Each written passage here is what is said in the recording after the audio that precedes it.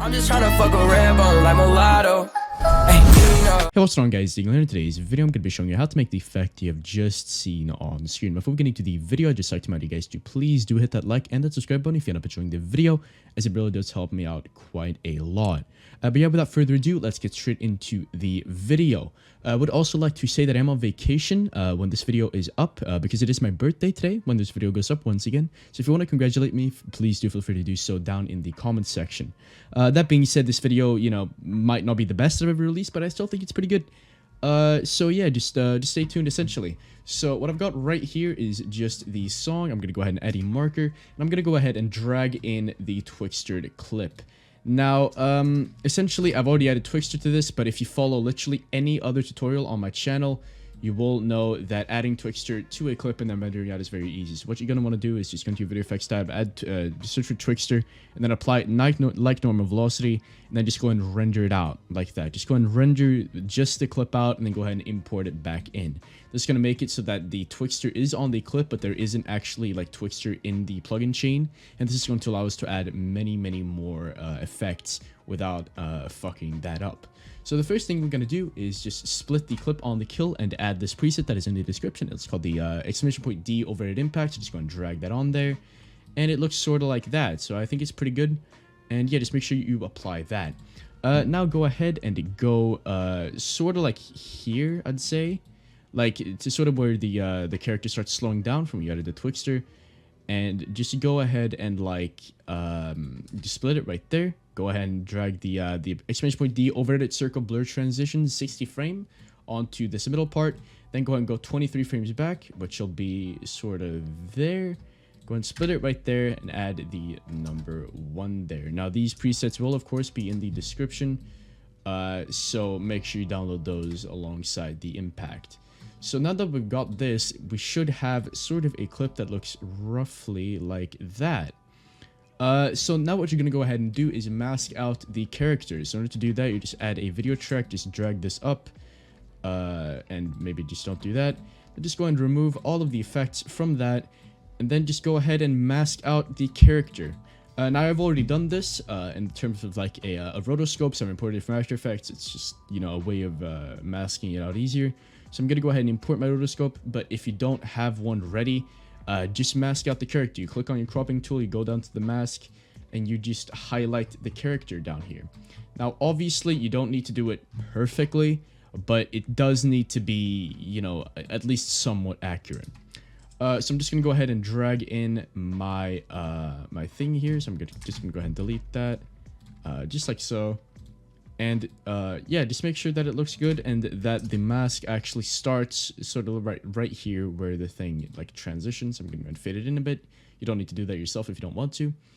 But yeah, and now we should have something like this. So now what we're going to go ahead and do is download the overlay that is in the description. It'll be called like the purple overlay or some shit like that.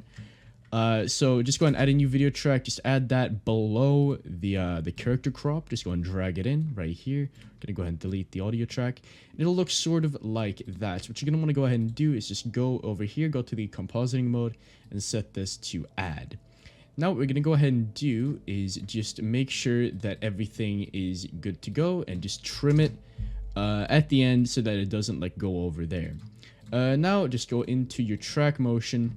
Go down, and now you're gonna just track this on to your or to the back of the character.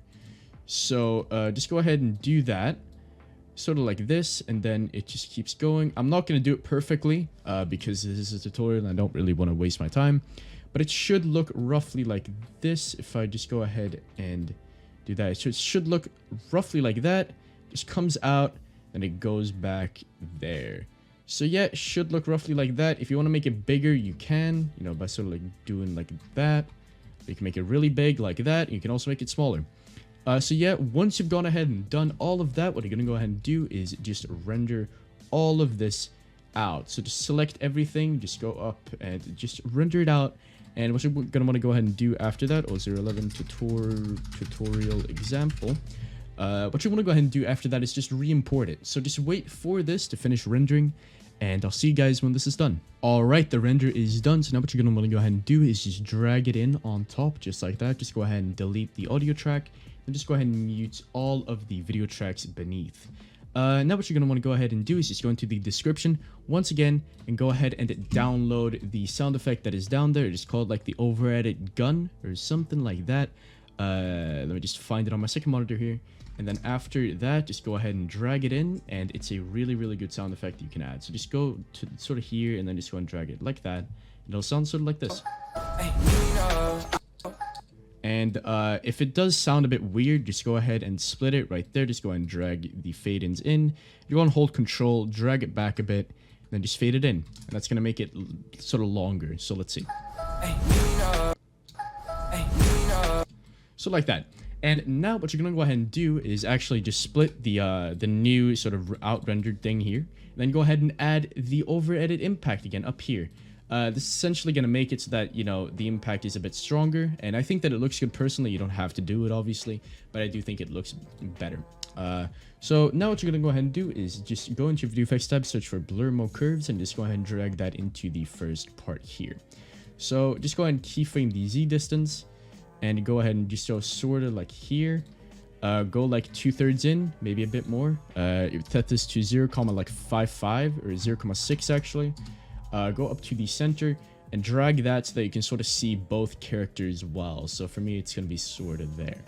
Now go to the end and set it to 0,9. Now go to the first keyframe, right click, set that to a fast fade. Go to the middle keyframe and set that to a slow fade. And that is essentially it. You will want to add some additional stuff such as flicker. So let's just drag default, set the RAN. Let's drag that all down. Go to the frequency or the wave. This is gonna make it, you know, consistent and not just completely random. Go up to amplitude. Just go ahead and keyframe it so that it just sort of like goes up here.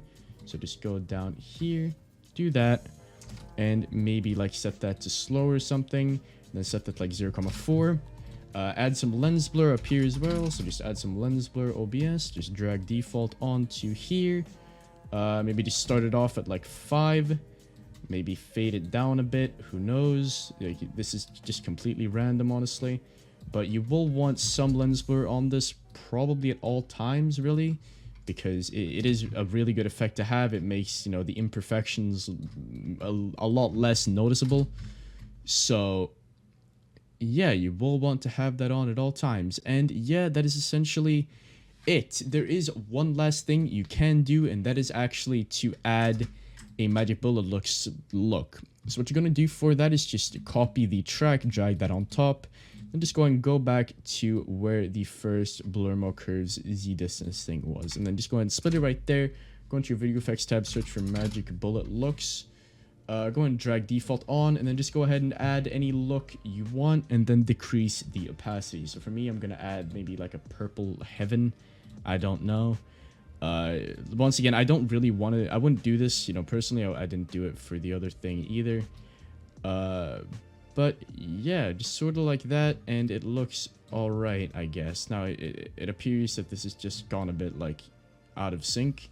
I feel like, yeah, it definitely has.